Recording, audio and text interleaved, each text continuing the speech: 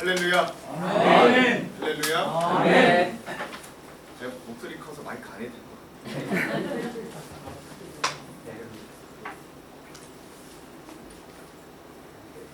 여러분 반갑습니다. 아멘. 2주간 또 이렇게 격리를 잘 마치고 여러분들과 함께 이렇게 예배할 수 있게 되어서 감사드립니다. 아멘. 한편으로는 마음이 쉽지 않았습니다. 이 목사 때문에 예배를 못 한다는 게 진짜 이 목사로서 참 이게 쉬운 마음이 아니더라고요. 그래도 여러분들이 또 기도해 주심을 알고 각자의 자리에서도 함께 예배하고 있다, 우리가 마음을 함께 나누고 있다라는 것들을 알 수 있어서 또 굉장히 귀하고 감사한 시간, 물심양면으로 함께 또 도와주시고 함께 해주신 모든 시간들이 저에게는 또 감사와 은혜의 시간이었음을 여러분들께 고백하지 않을 수 없습니다. 우리가 다시 이렇게 모여서 예배합니다. 물론 이 상황이 쉽지 않습니다만 그래도 그 모든 상황 환경 가운데서도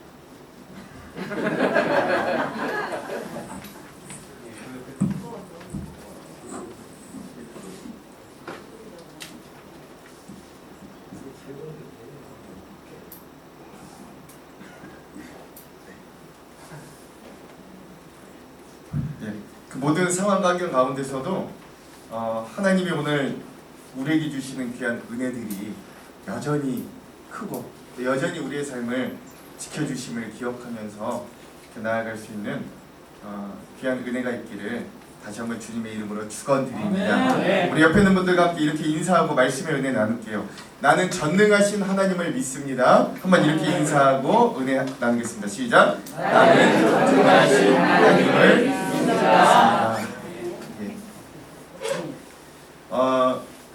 우리 계속해서 이제 사도신경에 대한 우리 말씀의 은혜들을 함께 나누고 있습니다. 이제 드디어 우리가 이 사도신경의 구절들이 어떤 의미들인가를 함께 좀 나누는 시간들입니다. 사도신경은요, 여러분 그 옆에 보시면 뭐 제가 라틴어 직역으로 이렇게 사도신경을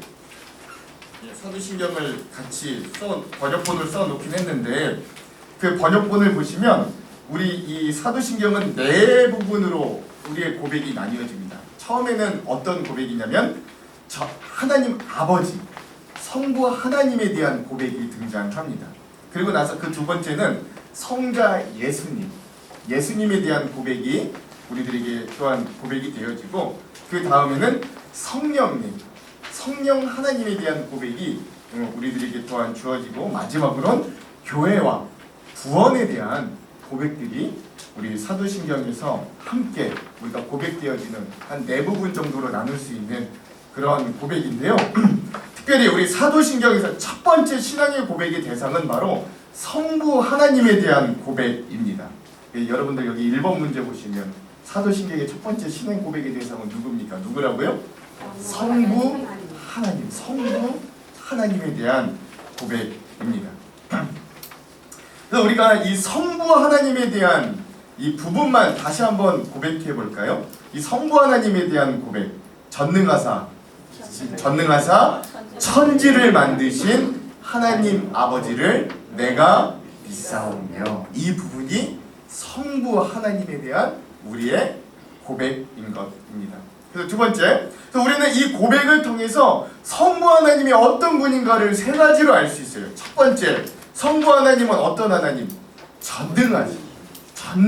성부 하나님은 전능하시다. 이걸 알 수 있어요. 둘째, 성부 하나님은 어떤 분이에요? 천지를 창조하신 창조주이신 하나님이시죠. 마지막 세 번째, 그런데 그 성부 하나님은 우리의 어떤 분이 되세요? 아버지가 되시는 하나님이시다 라는 것들을 오늘 우리는 이 고백들을 통해서 이 성부 하나님이 어떤 분인가를 알 수 있게 되더라 라는 것이죠. 특별히 오늘 우리는 전능하신 주체, 전지하시고 전능하신 주체가 우리의 성부 하나님이심을 사도신경의 첫머리에서 고백합니다. 사도신경뿐만 아니라 성경의 여러 구절들에서 이 성부 하나님께서 전능하심을 우리들에게 여러 번 알려주셨어요. 그러니까 우리가 좀 이 네 구절의 말씀들을 함께 좀 읽어봤으면 좋겠는데요. 먼저 예레미야서 32장 27절, 또 마가복음 9장 23절 한번 같이 읽어보도록 하겠습니다. 예레미야서 32장 27절 먼저 함께 읽어볼게요. 시작. 나는 여호와요 모든 육체의 하나님이라 내게 할 수 없는 일이 있겠느냐. 아멘. 마가복음 9장 23절 시작. 예수께서 이르시되 할 수 있거든이 무슨 말이냐. 믿는 자에게는 능히 하지 못할 일이 없느니라 하시니. 아멘. 누가복음 1장 37절 시작. 대저 하나님의 모든 말씀은 능하지 못하심이 없느니라. 아멘. 마지막 마태복음 19장 26절 시작. 예수께서 그들을 모시고 이르시되 사람으로는 할 수 없으나 하나님으로서는 다 하실 수 있느니라. 아멘. 이런 말씀 굉장히 중요합니다. 이 말씀을 근거로 여러분 하나님께 기도할 때 내놓을 수 있는 거예요. 하나님 이렇게 약속해 주셨죠. 하나님 우리에게 이렇게 말씀해 주셨죠. 하나님께 기도의 근거로 내놓을 수 있는 굉장히 중요한 말씀들이에요. 자, 오늘 우리가 이런 말씀들을 통해서 우리에게 성부 하나님, 우리의 하나님은 전능하시다, 못하실 일이 없으시다라는 걸 되새깁니다. 그런데 문제는 우리가 이런 본문들을 통해서 이 하나님의 전능하심에 대해 너무 한쪽으로만 치우친다는 데 좀 문제가 있어요. 그건 바로 나의 문제의 해결만을 위해서 하나님의 전지하심, 전능하심에 관심할 뿐, 우리가 진짜 하나님의 전지하심, 전능하심이 우리의 삶에 어떤 의미인가를 우리가 깊이 고민해 보지는 않는다는데 그 문제가 있다라고 할 수 있는 거예요. 맞습니다. 사실 하나님은 전지하시고 전능, 그러니까 모든 걸 다 아시고 모든 것들을 다 하실 수 있어요. 또 하나 뭐 붙죠? 무소부재. 그러니까 없는 데가 없으신 거예요. 모든 곳에 계셔서 우리의 삶의 모든 문제를 해결하실 수 있습니다. 예, 아멘이 나와요. 이거 아멘이 나와요. 예, 그렇죠? 하나님 전능한 우리의 모든 문제를 해결하실 수 있습니다. 아멘. 그래요. 그런 고백이 결코 나쁜 고백은 아니에요. 하나님께서 나의 삶의 문제를 해결하실 유일한 분이라는 소망이 없으면 사실 우리의 인생의 믿음의 의미가 사실 좀 사라지는 거죠. 우리에게 소망이 없어요. 그러나 우리가 하나님의 전능하심을 두고 우리의 문제의 해결이나 우리의 욕망의 성취만을 놓고 사용하려고 든다면, 그러니까 하나님의 전능하심이 우리에겐 그런 의미로밖에 다가오지 않는다. 사실 그건 하나님의 전지하고 전능하심을 우리의 뜻, 우리의 소욕대로 사용하려는 것과 별반 다르지 않다라고 할 수 있어요. 그러니까 쉽게 이야기하자면 이런 거예요. 여러분, 우리가 신앙생활 한다는 건 상식적으로 우리가 하나님을 따라가는 거예요? 하나님이 우리를 따라오시는 거예요? 우리가 하나님을 따라가는 거잖아요. 그렇죠? 근데 이 하나님의 전능하심, 하나님의 전지하심을 두고 우리는 어떻게 생각하냐면 하나님 전지하시죠. 하나님 전능하시죠. 나한테 이런 문제가 있어요. 나한테 이런 소망이 있어요. 나한테 이런 기도 제목이 있어요. 그 하나님, 그 전지하심, 전능하심 나한테 이거 해주세요. 나 좀 따라와. 그 전지 전능하심으로 나를 좀 따라와 주세요. 라고 오늘 우리는 이렇게 착각하고 그 믿음을 오용할 때가 있더라 라는 것입니다. 그래서 우리의 뜻대로 하나님의 전지전능하심을 좀 사용하셔서 따라와 주기를 바라고, 그런 태도로 신앙생활을 하는 이상한 모양이 오늘 우리들에게 종종 발견되더라 라는 것이죠. 그래서 이러한 신앙의 태도는 때로는 부작용을 일으킵니다. 그건 하나님께서 전지전능하심에도 불구하고 우리의 기도를 들어주시지 않거나 우리의 뜻대로 간절히 구하였는데 그게 응답되지 않았다고 여겨질 때 우리의 분노와 불평과 원망을 숨길 수 없게 되더라는 것이죠. 아니 전지전능하신데 왜 안 들어주시는 거야? 뭐 이렇게 된다. 물론 간절히 기도하였는데 이루어주시지 않았을 때 이것만은 꼭 들어주시기를 원하고 누가 봐도 이 길이 하나님이 들어주셔야만 할 것 같은데 하나님께서 자신의 능력을 사용하셔서 우리의 문제와 기도에 반응해 주시지 않을 때 그러한 상황을 마주한 우리의 마음에 원망과 불평과 의심에 빠져드는 건 어찌 보면 당연한 반응이지만, 근데 문제는 심지어 어떤 분들은 응답해 주시지 않는 하나님의 모습에 결국 이 믿음의 자리를 떠나고 포기하는 안타까운 일들도 적지 않게 일어나더라 라는 것. 그러나 그러한 일들은 이런 하나님의 전능하심에 대해 우리가 오해하고 있기 때문이다 라고 할 수 있어요. 그래서 저는 여러분들에게도 질문합니다. 하나님께서 전능하시다, 하나님이 전지하시다 라는 고백이 여러분들에게는 실질적으로 어떤 의미로 다가오십니까? 그리고 그 전능하신 하나님이 여러분들의 개인의 삶에 어떻게 영향력을 미친다고 여러분들은 고백하고 계십니까? 그래서 오늘 우리는 이런 우리가 사도신경의 첫머리 전능하사, 그 전능하신 하나님이 우리의 모든 문제와 기도를 응답해 주시고 해결해 주실 수 있다는 아주 중요하지만 매번 들었던 그런 의미 말고도 또한 우리들에게 그 전능한 하나님은 어떤 의미가 있는가에 대해서 좀 오늘 우리가 이 말씀들을 살펴보고자 합니다. 그러니까 여러분 오해하시면 안 돼요. 그 전능하신 하나님이 우리의 문제를 해결해 주시지 않는다는 게 아니에요. 그런데 그 문제를 포함한 그런 의미들을 우리는 여태껏 많이 들었으니 이제 조금 더 깊게 새롭게 그 의미들을 한번 되새겨보자 라는 것입니다. 저는 첫째, 이 하나님의 전능하심은요, 오늘 우리의 욕망을 성취하는 것이 아니라 무엇이? 생명이 풍성하게 나누어지기를 원하시는 전능하신 하나님의 방향이 있음을 오늘 우리가 좀 깨달을 수 있어요. 즉 전능하신 하나님이 오늘 우리들에게는 우리의 기도, 우리의 소원, 우리의 욕망만 들어주시는 능력인 것이 아니라 사실은 더 엄밀히 이야기하자면 하나님의 입장에서는 그 전능하심이 생명을 풍성하게 나누어지도록 하시더라라는 것입니다. 먼저 오늘 본문의 1절을 한번 함께 읽어볼게요. 오늘 본문의 1절 함께 읽겠습니다. 시작. 아브라함이 99세 때에 여호와께서 아브라함에게 나타나서 그에게 이르시되 나는 전능한 하나님이라 너는 내 앞에서 행하여 완전하라. 아멘. 그렇죠? 이 오늘 본문은요, 성경에서 하나님께서 자기 자신을 인간에게 소개해 주실 때 제일 첫 번째, 가장 처음으로 내가 전능한 하나님이다 라고 자기를 소개한 첫 장면입니다. 중요한 건 하나님께서 자신의 전능함을 통해 아브라함에게 뭘 약속해 주셨냐라는 것이에요. 그 약속이 오늘 본문의 5절에서 6절에 나오는데 그 전능한 하나님이 아브라함에게 뭘 약속해 주셨냐면 5절과 6절 이 부분도 한번 읽어볼게요. 하나님이 뭘 약속해 주셨나 함께 봅시다. 시작. 이제 후로는 내 이름을 아브라함이라 하지 아니하고 아브라함이라 하니 이는 내가 너를 여러 민족의 아버지가 되게 하리니라. 내가 너로 심히 번성하게 하리니 내가 내게서 민족들이 나게 하며 왕들이 내게로부터 나오리라. 아멘. 그렇죠? 창세기 35장 11절에도요. 하나님이 야곱에게 나타나셔서 자신을 전능자 하나님이라고 소개하셨는데 이 부분도 한번 읽어볼게요. 함께 읽겠습니다. 시작. 하나님이 그에게 이르시되 나는 전능한 하나님이라 생육하며 번성하라. 한 백성과 백성들의 총회가 내게서 나오고 왕들이 내 허리에서 나오리라. 아멘. 이 두 부분의 말씀들의 공통점이 무엇이냐면 하나님이 먼저 자기를 어떤 하나님이라고 소개한다고요? 나는 전능한 하나님이야 라고 소개한다는 거예요. 그리고 또 하나의 공통점이 있는데 자신의 전능하심을 통해서 하나님은 뭘 약속하시냐면 생육하고 번성하게 해주실 것을 약속하시더라.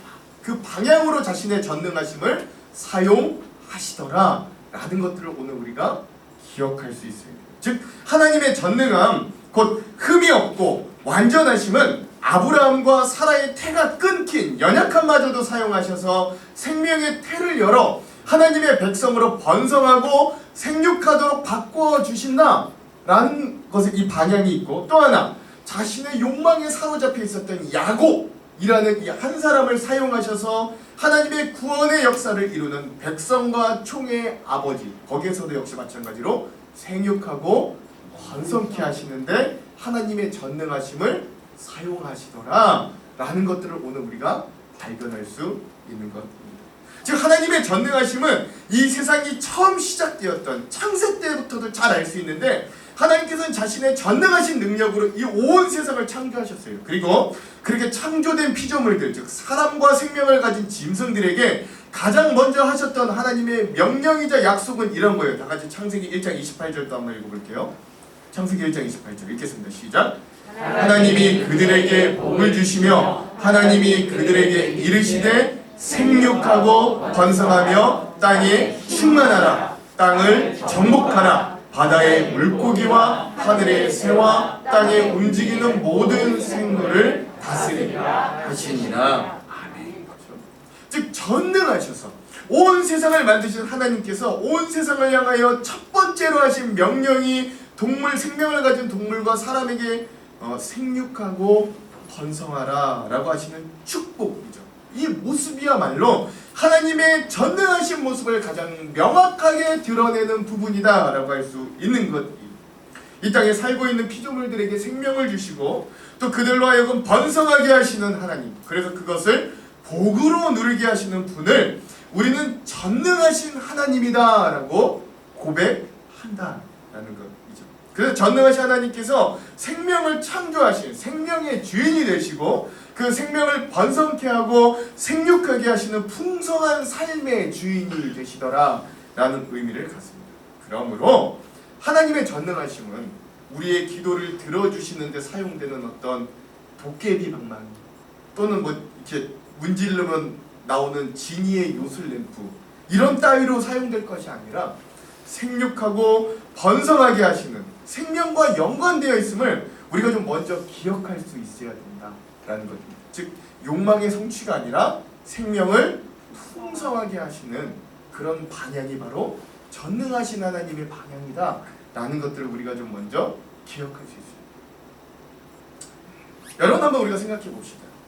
사람이 오늘 우리 중에 한 명이든 두 사람이 전지전능한 힘을 가지게 되었을 때 그것이 선하게 때로는 생명을 풍성하도록 사용될 확률이 높을까요? 아니면 우리 인간 중에 한 명이 전지하고 전능한 능력을 가졌을 때 그게 자신의 욕망대로 사용할 확률이 높을까요? 여러분 사실 어떨 것 같습니까? 우리의 희망은 우리의 상상은 누군가 전지전능한 힘을 가졌을 때 영화나 만화에서처럼 그 힘을 전적으로 선을 위해 싸우는 영웅이 나타나기를 바랍니다. 근데 사실 그건 말이 안 돼요. 우리가 그 영웅물들 이런 거 많이 보지, 뭐 어벤져스 이런 거 보지만 그들이 완전한 선한 마음을 가지고 자신의 그 어마어마한 능력을 선을 위해서만 사용한다는 건 그래서 영화나 만화에서만 등장하는 거예요. 그렇죠? 우리 현실을 보십시오. 여러분 강력한 힘을 가진 나라 또는 한 국가의 절대 권력자가 독재자라고 할 수 있죠. 그 권력을 선하게 사용할 때가 많은지 아니면 자신의 이득을 위해 잔인하고 냉혹할 정도로 그 권력 위에 군림하는지 한번 잘 보시기 바랍니다. 지금 러시아가 우크라이나에게 하고 있는 일들을 한번 생각해 보십시오. 뭐 그렇게 거국적으로 갈 필요도 없이 여러분 만약에 내가 내 옆집에 사는 이웃이 어느 날 전지전능한 힘을 가지게 되었다고 한번 상상해 봅시다.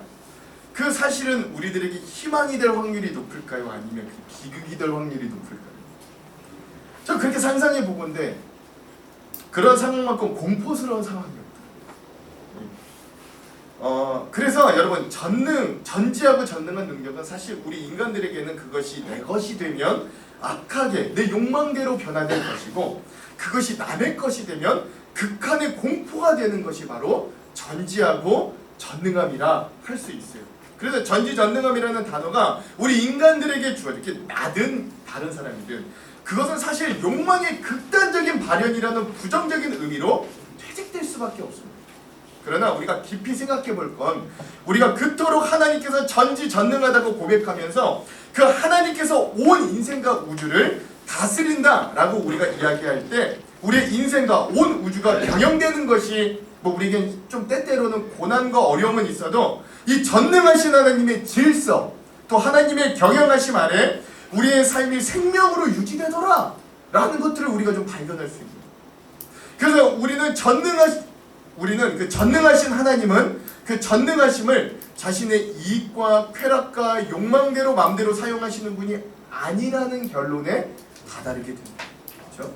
왜냐하면 오늘도 여전히 우리의 인생이 생명으로 유지되고 여전히 많은 것들을 누리고 살아가는 은혜를 얻기 때문에 그러니까 그런 우리의 삶을 되돌아보니까 우리가 하나님이 전능하시다라고 고백하는데 만약에 하나님이 전능하시다면 우리의 생명이 우리의 삶이 이렇게 유지되는 것을 보니 하나님은 자기의 욕망대로 뜻대로만 이 전능하심을 사용하시지는 않으시구나라는 걸 알 수 있는 거죠. 그러므로 하나님의 전능하심의 방향은 욕망의 성취가 아니라 그러니까 자신뿐만 아니라 우리 인간의 욕망의 성취뿐만 아니라 생육하고 번성하게 하시는 생명의 있음을 우리가 가장 먼저 기억할 수 있어야 됩니다. 우리가 전능하사 천지를 만드신 하나님을 고백하면서 우리는 우리의 생명이 유지되도록 자신의 전능하심을 사용하시고 우리의 생명이 번성하도록 복을 주시는 하나님의 모습을 우리가 전능하사 이렇게 사도신경을 고백할 때 기억할 수 있어요. 우리에게 주어진 이 호흡과 생명이 당연한 것이 아니라 하나님의 전능하신 능력에 기인한 것임을 우리가 고백할 수 있어야 돼요. 그러므로 오늘 우리가 전능하사라고 고백하는 이 고백 위에 풍성한 생명을 주신 하나님께 감사하는 그런 고백이 터져나올 수 있는 저와 여러분들이 되기를 먼저 주님의 이름으로 축원합니다. 아멘. 우리 옆에 있는 분들과 함께 이렇게 한번 인사할게요. 전능하신 하나님은 풍성한 생명을 주시는 분이십니다. 시작. 전능하신 하나님은 풍성한 생명을 주시는 분이십니다. 그래서 전능하신 하면 여러분 내 기도에 응답하시는 분, 모든 문제를 해결하시는 분, 이것보다도 먼저 생명을 풍성케 하시는 분, 이게 먼저 떠오를 수 있어요. 자, 둘째, 하나님께서 전능하시다는 건 하나님께서 사랑과 은혜 자체이심을 증명하더라라는 것들이 하나님이 전능하시다는 게 뭐로 증명된다고요? 하나님께서 사랑과 은혜 자체이시다라는 걸 증명합니다. 성경에 여러 번 묘사된 전지하시고 전능하신 하나님의 모습은 놀랍게도 자신의 전능하심을 이 사랑과 선함으로 스스로 제한하시는 하나님이라는 것입니다. 즉 스스로 제한하시는 그 선함으로 자신과 그 백성을 이끌어 가시는 하나님이심을 기억해야 합니다. 즉 이 말은 뭘 의미하냐면 우리가 고백하는 전능하신 하나님은 우리가 잘 알고 있는 저 그리스 신화에 나오는 변덕이 심하고 그 의중을 걷잡을 수 없고 자신이 욕망하는 대로 마음대로 재앙과 전쟁을 일으키고 사람을 자신의 즐거움과 뜻을 위한 하나의 도구로 생각하는 그런 신이 아니라 그런 하나님이 결코 아니었다라는 것들을 발견할 수 있다는 거죠. 오히려 하나님은 우리 인간들과 언약을 맺어 스스로를 그 언약과 약속에 매이게 하시는 전능하신 하나님이라는 거예요. 오늘 본문의 2절과 4절의 말씀도 우리가 한번 읽어볼게요. 오늘 본문의 2절과 4절 함께 읽겠습니다. 시작. 내가 내 언약을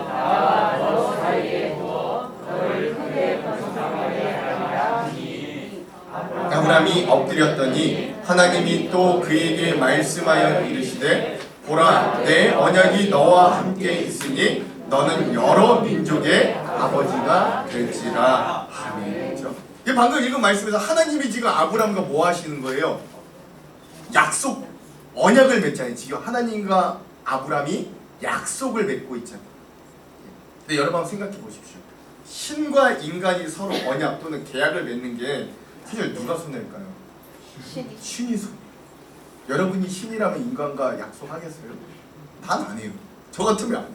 왜냐면 단연코 이건 하나님께 손해예요. 왜냐하면 이미 하나님의 입장에서는 이 인간과 굳이 약속을 하지 않아도 내 뜻대로, 내 의지대로, 임의대로 이 모든 역사를 이끌어갈 권한과 능력과 자유가 주어졌어요. 하나님이 이 아브라함에게 굳이 약속하지 않아도 내가 복을 주고 싶으면 복을 주시면 되는 거예요. 그렇죠? 내가 이 아브라함이 마음에 들지 않아서 이 아브라함을 패하고 싶어요. 심판하고 싶어요. 그냥 내 의지대로 심판하시면 되는 거예요. 왜? 하나님은 전지하고 전능하시니까. 봐요. 이 오늘 말씀. 하나님은 굳이 이 부족한 인간 아브라함과 약속을 맺으신다라는 것.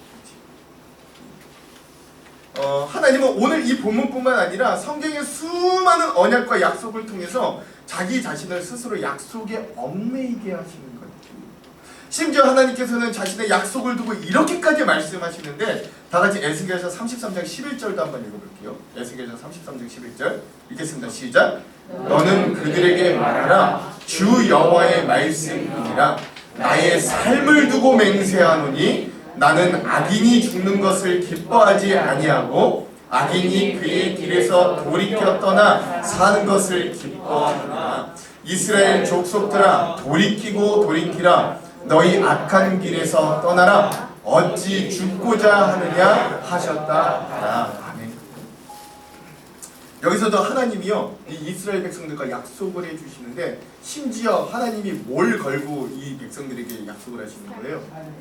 내 삶을, 내 생명을 걸고 너에게 약속한다 라고 하고 계십니다.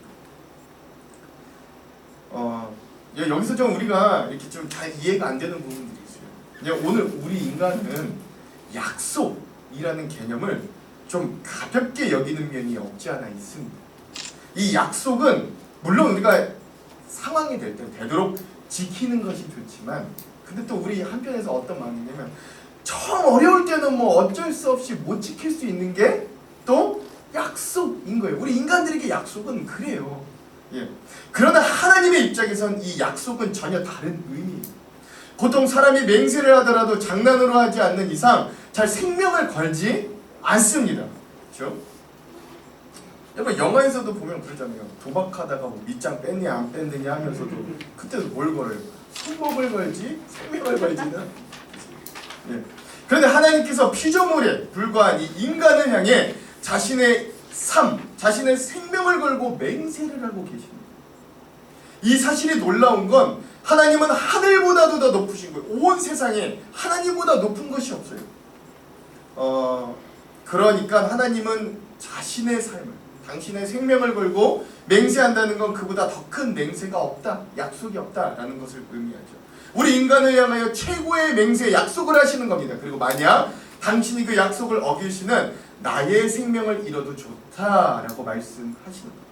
즉 하나님의 전능하심이 우리 인간들에게 어떤 그리스 신화의 신들처럼 포악함, 변덕스러움, 재앙, 전쟁으로 다가오지 않는 이유는 하나님은 이렇게 자신의 전지하시고 전능하심을 이 완전한 자유를 자신의 약속으로 스스로 제한하시기 때문에 그래서 하나님의 전지전능하심은 우리들에게 완전한 선하심, 우리의 생명을 유지하게 되는 놀라운 은혜와 사랑이 되더라 라는 것입니다. 근데요 여러분 이게 어디까지 가냐면 심지어 하나님은 여러분 정의롭고 공의로우십니까? 불의하십니까?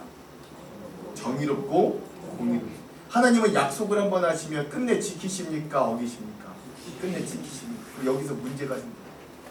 아까도 말씀을 읽었는데 악한 길에서 떠나야 사는 거예요. 그렇죠? 근데 우리 인간에게는 악한 길에서 떠날 힘이 없어요. 심지어 예수 그리스도를 만나고 거듭났다 할지라도 우리에게는 악한 길에서 떠날 힘과 능력이 없어요. 근데 하나님 약속하셨어요. 너희가 악한 길에서 떠나지 않으면 정령 죽겠느냐? 그죠? 죽는다는 약속이잖아요.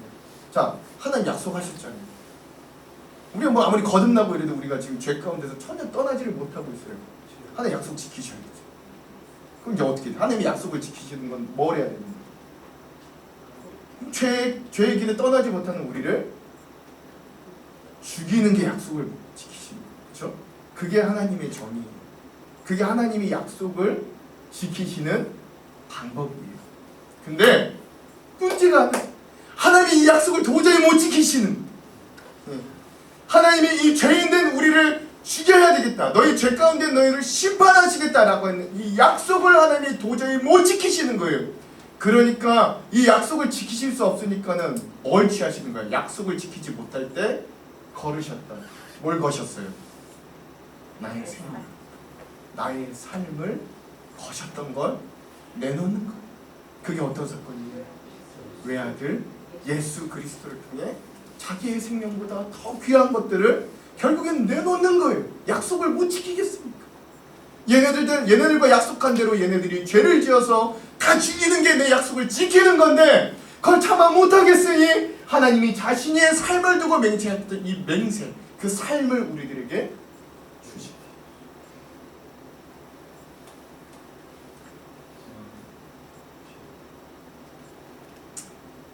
그렇죠. 그게 십자가의 사랑과 은혜라는 겁니다.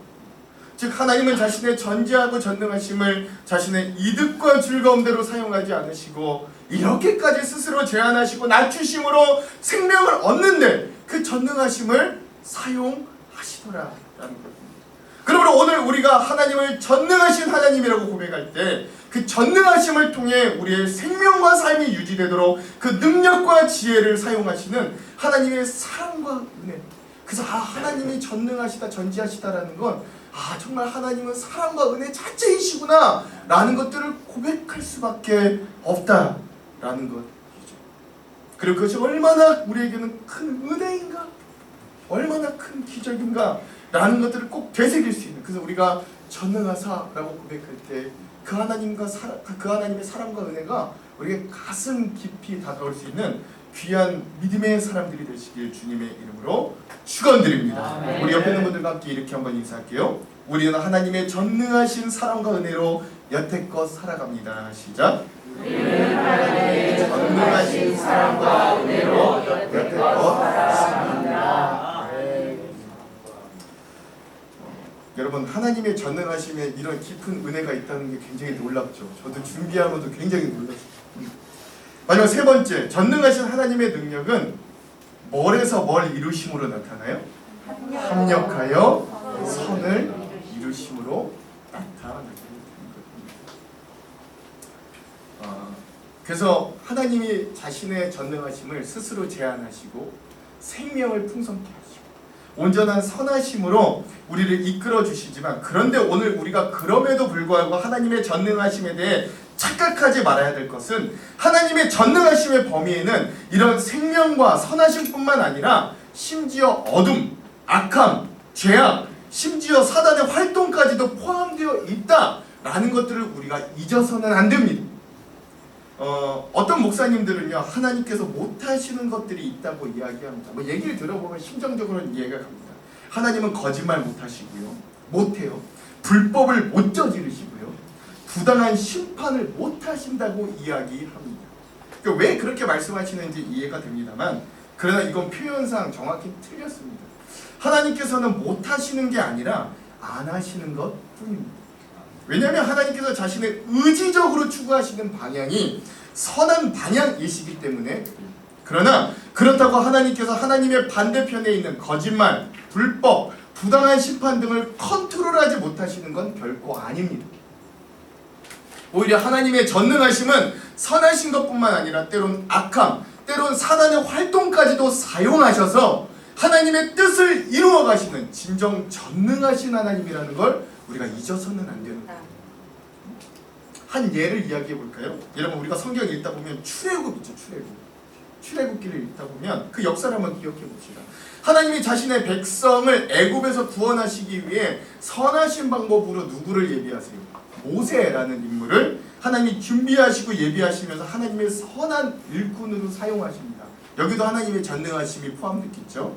그러나 한편으로 전능하신 하나님은 그 반대편에 있는 애굽의 왕 바로를 동시에 사용하시는 거예요. 어떻게 해요? 이렇게 말이죠. 우리 다 같이 출애굽기 9장 12절의 말씀을 한번 읽어볼게요. 출애굽기 9장 12절 함께 읽겠습니다. 시작. 그러나 여호와께서 바로의 마음을 가난하게 하심으로 그들의 말을 듣지 아니하였으니 여호와께서 모세에게 말씀하심과 같더라. 즉 전능하신 하나님은 모세만 사용하신 것이 아니라 애굽의 왕 바로의 완악함과 강박함마저 이용하시는, 그래요. 하나님의 선한 영역의 일을 모세를 통해 준비하시고 경영하심과 함께 악한 자, 즉 바로왕의 마음과 경영까지도 사용하셔서 하나님의 백성을 거대한 애굽에서 탈출하게 하시는 구원의 사건이 바로 출애굽 사건이다 라고 할 수 있는 거죠. 즉 제가 말씀드리고 싶은 건 하나님의 영역이라는 게 오로지 선한 것, 좋은 것, 아름다운 것에만 국한되지 않으시고 때론 더럽고 추하고 심각한 죄의 영역까지도 하나님의 경영과 구원 사역에 사용할 재료로 포함하고 계심을 우리가 잊어서는 안 된다라는 것. 사실 그렇잖아요, 여러분. 천능하다라는 거 모든 것을 다 포함하고 모든 것을 다 할 수 있는 걸 비로소 전능하다라고 해요. 그래서 이러한 하나님의 전능하심을 사도 바울은 이렇게 표현해요. 다 같이 로마서 8장 28절 한번 읽어볼게요. 로마서 8장 28절 읽겠습니다. 시작. 우리가 알거니와 하나님을 사랑하는 자 곧 그의 뜻대로 부르심을 입은 자들에게는 모든 것이 합력하여 선을 이루느니라. 즉 사도 바울의 고백도 앞서 말씀드린 것 같이 마찬가지로 모든 것이 합력하여 선을 이루시는 하나님의 능력을 고백하더라 라는 것입니다. 이 모든 것이라는 단어 안에는 선한 것만 들어있지 않는 거예요. 온전한 것, 좋은 것만 포함되어 있지 않습니다. 때론 우리의 인생에 다가오는 고난, 아픔, 실수, 연약함, 심지어 우리가 때로는 하나님 몰래라고 하나님 보고 계시지만 짓고 있는 깊은 죄의 모습까지도 포함하고 있는 것이 이 모든 것이다 라고 할 수 있는 거죠. 그러나 하나님은 그 부르심을 입은 자들에게 하나님의 놀라운 전능하신 능력을 사용하셔서 그 모든 것들이 합력하여 하나님의 구원과 사랑에 이르게 하시더라 라는 고백이 바로 이 말씀의 고백이다. 그래서 하나님은 진짜 전능하시구나 고백할 수 있다라는 겁니다. 그래서 오늘 우리가 기억해야 될 건 우리의 삶에 다가오는 수많은 문제와 아픔과 기도 제목들을 통해서 하나님은 그것들이 합력하여 분명히 선을 이루실 것을 기대할 수 있어야 된다는 거예요. 그게 우리가 하나님이 전능하시다 고백하는 귀한 의미 중에 하나예요. 이것이 전능하신 하나님을 고백하는 신앙인들의 진짜 힘과 소망이 되는 겁니다. 그래서 신앙인들은요, 그래서 이렇게 해야 되는 거예요. 그런 하나님을 진짜 고백하면 좋아도 감사, 그렇죠? 어려워도 감사, 풍성해도 감사, 그러나 때론 가난해도 감사, 은혜가 가득해도 감사, 때론 광야를 걸어가는 듯해도 감사, 잘 돼도 감사, 잘 되지 않아도 감사할 수 있는 거예요. 왜? 그 하나님은 모든 것을 합력하여 선을 이루실 것이기 때문에. 그러므로 사랑하는 성도 여러분, 오늘 우리의 삶에 이해할 수 없는 고난과 아픔이 있다면 더더욱 그 모든 것을 통해 합력하여 선을 이루실 그 전능하신 하나님을 꼭 바라볼 수 있게 되기를 간절히 소망합니다. 그것마저 들어 합력하여 선으로 바꾸실 그 전능하신 하나님께 우리의 인생의 소망을 한번 걸어보는 것이죠. 내 욕망과 뜻대로 행해 주실 것을 기대하는 것이 아니라 하나님의 뜻 안에서 모든 것이 합력하여 우리의 삶에도 결국 은혜와 구원이 임할 것을 기대해 보는 것. 이것이 바로 전능한 하나님을 믿는다라는 우리의 고백이라는 걸 여러분 꼭 잊지 마시기 바랍니다. 오늘 우리는 여전히 쉽지 않은 삶을 살아가고 있습니다. 그러나 그 가운데서도 우리의 하나님이 전능하심이 우리에게 진실한 위로가 되기를 소망합니다. 예, 그냥 전능하시니까 다 하실 수 있으니까 내 이거 해결해 주시겠지. 내 이거 기도 들어주시겠지. 그냥 이 정도의 의미가 아니라 언젠가 모든 것이 합력하여 선을 이루어 주시겠지. 하나님은 스스로 제한하시고 자기의 생명을 줄 만큼 나를 사랑하시고 은혜가 있으시니 내가 그 주님의 사랑과 은혜가 충만하다면 못할 게 없겠지. 그 마음을 꼭 기억하시기 바랍니다. 이게 우리가 고백하는 전능한 하나님의 모습입니다. 그래서 우리가 하나 기억해야 될 건 합력하여 선을 이루실 주님의 그 때를 인내하고 기다릴 수 있는 믿음의 힘이 우리 하나님은 전능하시다는 고백의 진실함으로 오늘 우리의 삶에 나타나기를 간절히 소망합니다. 하나님은 여전히 우리의 삶에 자신의 전능하신 능력을 들어 생명이 풍성히 나타나기를 소망하시고 여전히 자신을 내어주시며 합력하여 선을 이루어 가십니다. 그 하나님을 우리의 삶에 문득문득 발견하게 되기를 간절히 소망합니다. 다가온 한 주의 삶 위에도 그런 전능하신 사랑의 하나님, 생명의 하나님, 합력하여 선을 이루시는 하나님이 우리의 하나님이심을 기억하며 다시금 믿음으로 일어나 승리하는 저와 여러분 되시기를 주님의 이름으로 축원합니다. 축원합니다. 우리